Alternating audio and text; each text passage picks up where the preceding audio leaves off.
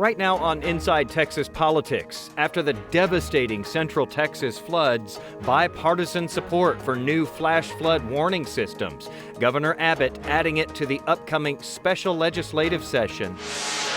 But the governor also put much thornier items on that special agenda, including a rare extra early redraw of Texas congressional districts. This is very concerning, and all Texans need to be paying attention to what's going to happen in the next 30 days. We speak to a Texas House Democrat about the opportunities and the battles that lie ahead. Also, after surviving an impeachment and political and legal scandals, Attorney General Ken Paxton heads for divorce from his state senator wife while he's in the middle of a U.S. Senate primary campaign. And President Trump gets what he calls his big, beautiful spending bill.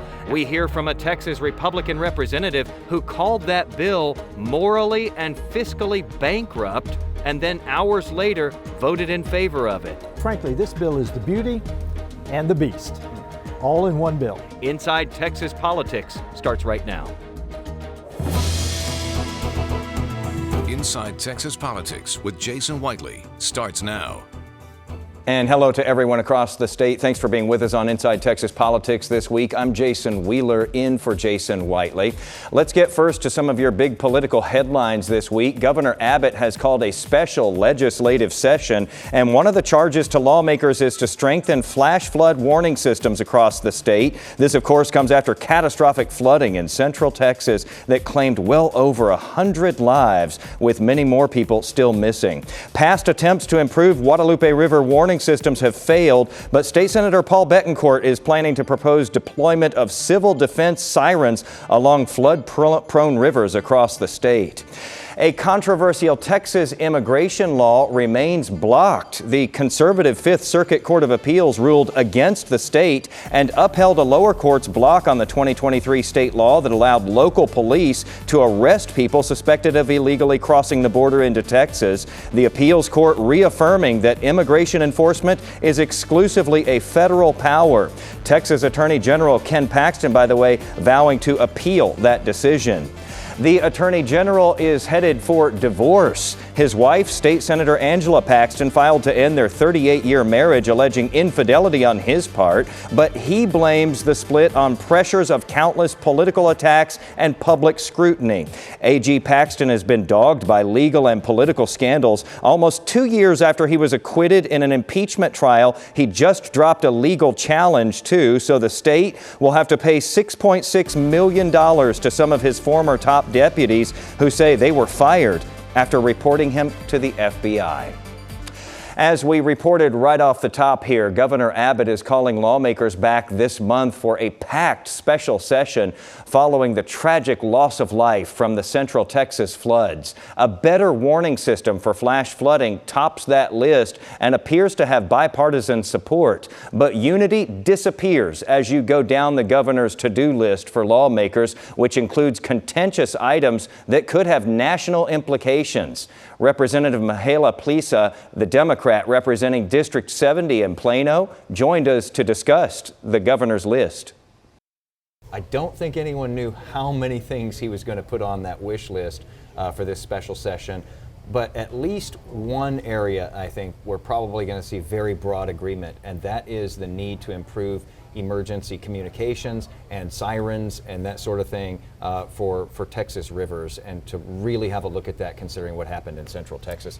That's probably got pretty broad agreement this time around. Absolutely. I think that we definitely should be spending the next 30 days in Austin on the taxpayer dollar.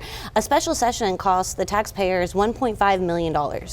So for the amount that we're going to be spending to call 150 state reps back, 30 plus state senators back, we could have already made those investments in warnings and sirens, launching more weather balloons so we had more accurate data on the flood that happened. But there were missed opportunities over the years to do that. Absolutely, absolutely. There were missed opportunities in the 89th legislative session for us to make those critical investments. So I definitely think that that should be on the call. However, the governor doesn't need to call us into a special session to make these investments, to create these grant programs, and to help these communities communities that are devastated and need this resources as soon as possible.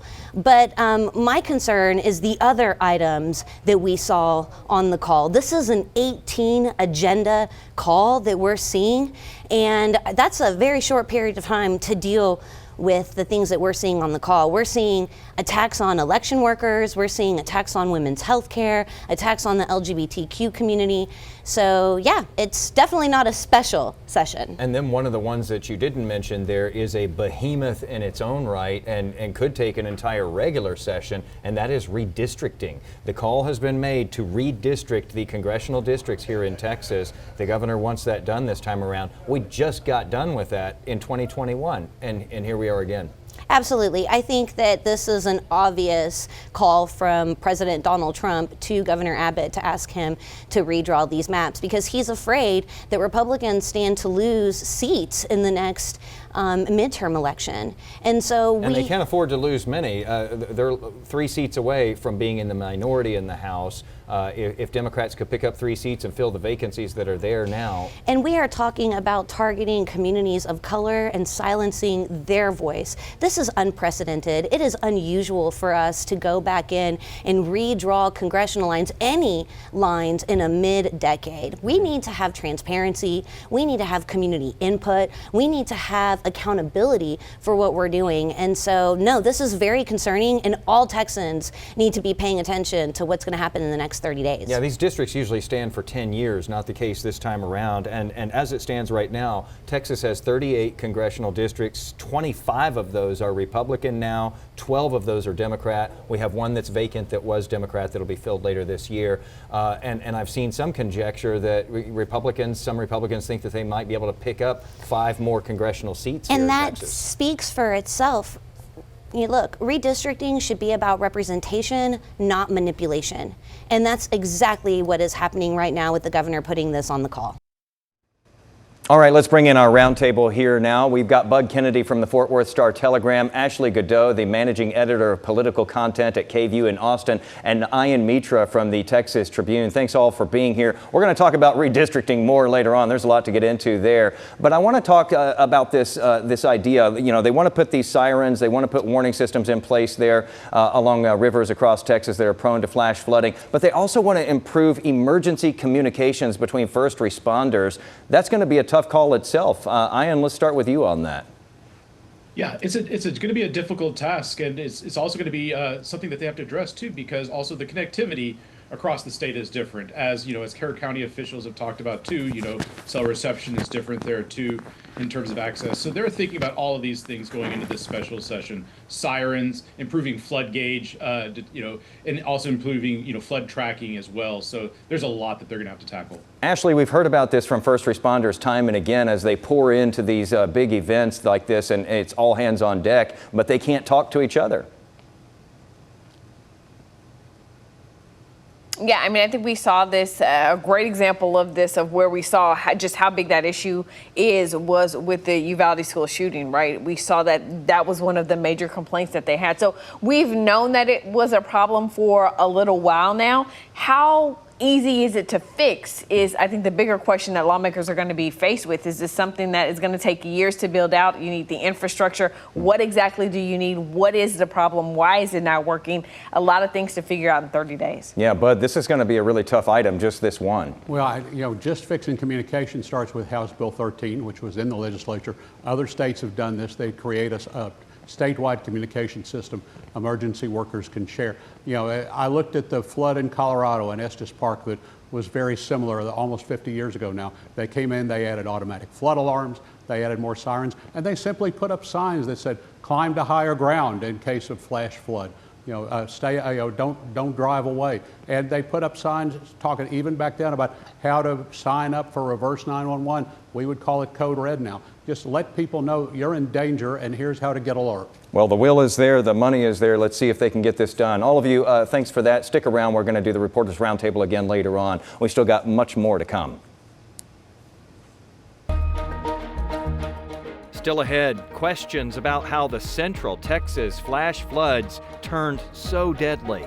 I'm not saying we got to find guilt necessarily, but we've got to find out what went wrong. We talk with longtime Texas meteorologist Troy Kimmel about the forecast, the warnings, and what happened after those were issued. The exhaustive search for many who are still missing continues in Central Texas after devastating flash floods killed more than 100 people. With questions sharpening over preparation and response, some leaders were initially critical of the weather forecast that called for 4 to 7 inches of rain there in the Hill Country. Much more than that fell in many places. But longtime Texas meteorologist Troy Kimmel, who has also worked with emergency managers and has instructed at UT Austin, believes that the critical problem was not the forecast. 4 to 7 inches in the Texas Hill Country will kill you anyway, in some cases. So, you know, I don't buy that from some of the state and local officials originally. I think some of the comments made on Friday were unfortunate, directed back to the Weather Service. There have been a lot of contentious media briefings and news conferences here as people have been asking questions, and there are legitimate questions. What questions do you want answered as an expert who's been in this a very long time? What questions do you have that you would like to see answered at the end of this? What I would say is, it appears to me, and until I'm ready for someone to prove me wrong.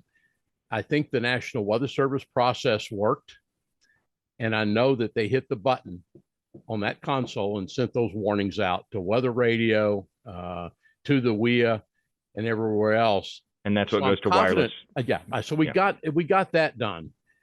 Something beyond that point failed. And whether it's at state level or local level, it's somewhere in there. The questions that I would ask, if I were a reporter there, I would say, can you see that we get copies of this is easy enough, the Kerr County, as well as the City of Kerrville Office of Emergency Management, get their emergency action plans. Those should be public record. But I'd also ask this, Jason, which I'm not hearing enough about. I want to see the plans on paper for every one of these camps that are along the rivers. And by the way, I'm talking not only about Kerrville now. I want to know about the rivers on the Llano River. I want to know about rivers in North Texas. If we have camps where you take your children and you entrust them to care and assume that a week later they'll be given back to you alive, if that's the case, if there are camps where we don't have emergency action plans, that is negligence. We know that there have been efforts in the past to try to install sirens and so forth and a better warning system there along the Guadalupe River. In many cases, they considered the cost to be prohibitive. They couldn't get the grants, et cetera, et cetera. It never happened, even though, as you mentioned, this is Flash Flood Alley. We've seen it happen over and over again along that river. Now, though, it sounds like state and local are all on board, ready to get this thing done and try to get it done quickly. I'd be willing to bet you, Jason, that Kerrville has a very robust flash flood alert system within 6 months. But let's pray and think about those people that have lost someone. And let's recover those people. Let's get the recovery out of the way, and then we are going to have to sit down and have a long talk.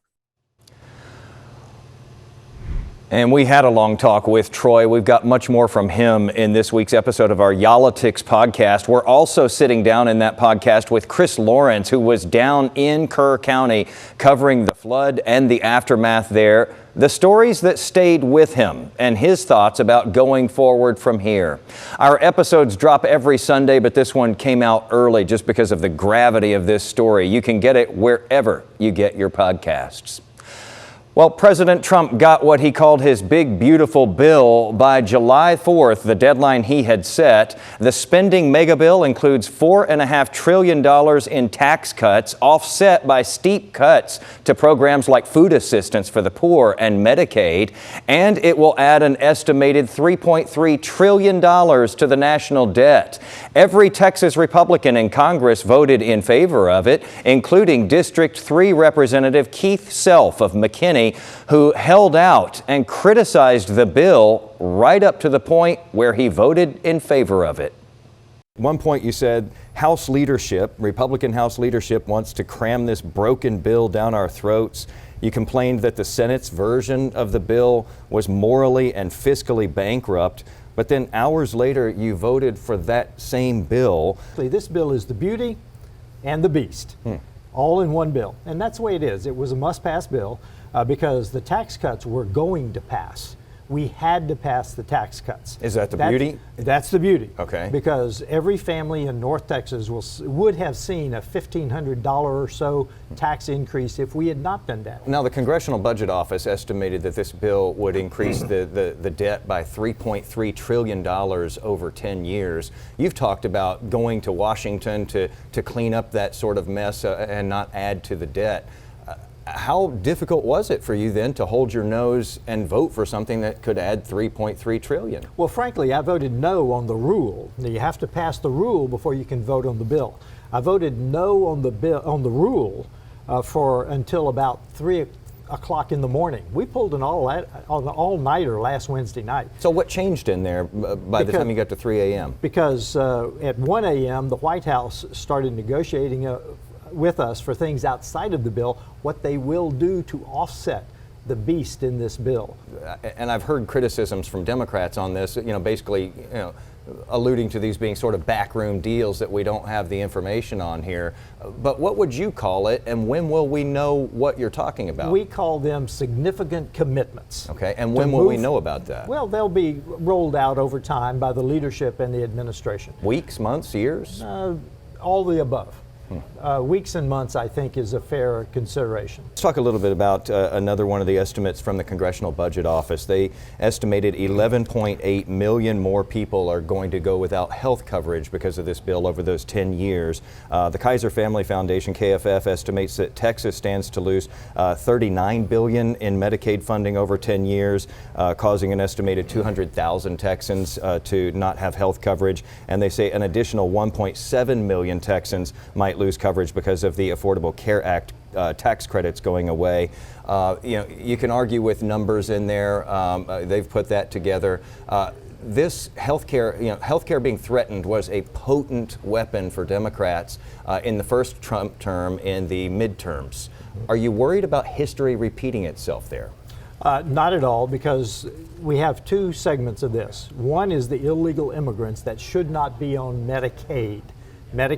And then you've got the able-bodied Americans that are not supposed to be on Medicaid, that are not working. They're cashing their government checks and playing video games. Do you think that those groups account for those kinds of numbers that KFF is putting out? Generally speaking, yes. There will be some slop in there, but yes, generally, yes. Some conservatives are unhappy. Liberals are definitely unhappy with this bill. Do you worry about this affecting you personally in the midterms next year? Not really. Look, nobody likes to watch the sausage being made. Yeah. But there was enough in this bill for everyone to hate, and we just have to understand. There was enough in there for everyone to hate. But generally speaking, we had to get the beauty across the line, and we had to rein in the beast. That's the bottom line. Coming up next, we head back to the roundtable to discuss redistricting and the long list of other items on the agenda for the special Texas legislative session that is just about a week away now. And back with us is our roundtable now. We've got Bud from the Fort Worth Star-Telegram, Ashley from KVUE in Austin, and Ian Mitra from the Texas Tribune. Bud, let's get into this redistricting thing. We touched on it just a bit ago. They're going to redraw the maps again here in Texas. What do you foresee? Well, you could look at what just happened in Washington with such a close vote. You see what's at stake. You see what the National Democratic Party sees at stake. So Democrats are going to do everything they can to keep the seats they have in Texas. I don't know if that's going to mean a quorum break. Democrats don't know where that'll go, but they know what's at stake. Ashley, what are your thoughts on this? What are you hearing there? We've been told that Democrats are already starting to strategize on this, but how much can they do to stop it? Well, I think also you have to remember that this is risky business. And I think that's what I'm hearing, right? That Democrats I've talked to have heard from their colleagues that they're a little nervous about redrawing these maps because they know that, sure, you can try to win some seats, but that means you could also lose those same seats if you spread out those voters. And don't forget, we've got California and some other blue states threatening a tit for tat, saying if Texas tries to add some seats, some red seats, they're just going to redraw their maps and have more blue seats. Yeah, Ian, you wonder if this touches off some escalation across the country as we head into the midterms next year. Tell me a little bit about this. So, lawmakers, redrew these boundaries just several years ago. How much more exact can they get here without risking some safe Republican seats? And I think that also feeds into a little bit of the concern among some Republicans, too, is the data that they're working with. It's a little bit farther out from the census that they usually draw districts on. So I think there's concern around the data that they're working with. And remember, there was, after the 2010 census, GOP leaders redrew districts and they lost a lot of seats ahead of in a midterm election. There's concern around that, kind of backfiring on them. Well, I think adding to the pressure in this, Bud, is that this is an enormous item on its own. You're talking about a 30-day special session, and the governor has listed 18 things on that to-do list there, and a lot of those are big things. Well, and you start out with flooding, and we talked about sirens, but they need to put money into flood relief. This is something important. You might be able to get the Democrats in the House if you add flood relief for Austin, San Antonio, for Democratic parts of the state who've been hard hit by floods. They need better emergency systems. Ashley, are they going to be able to get to all these things, or are we going to see multiple sessions here again? Look, is there always a risk for multiple sessions? Sure there is. But I want to remind you that back in 2017, Governor Abbott put 21 topics on a special session call. And a lot of the items that are on the call are related to subjects that he vetoed because there was one or two things he didn't like about the bill. So there is some legislation that I think will pass and will pass quickly because they've already done the work on it. They've already passed some of these bills. It's just some of the bigger things, right? THC is going to be a big fight between the House and the Senate. Let's not forget about that one, because that is a big point of contention too. It's going to be interesting to watch. Thank you all, as always. We are out of time. That does it for us here. Thanks for watching. We'll see you again back here next week.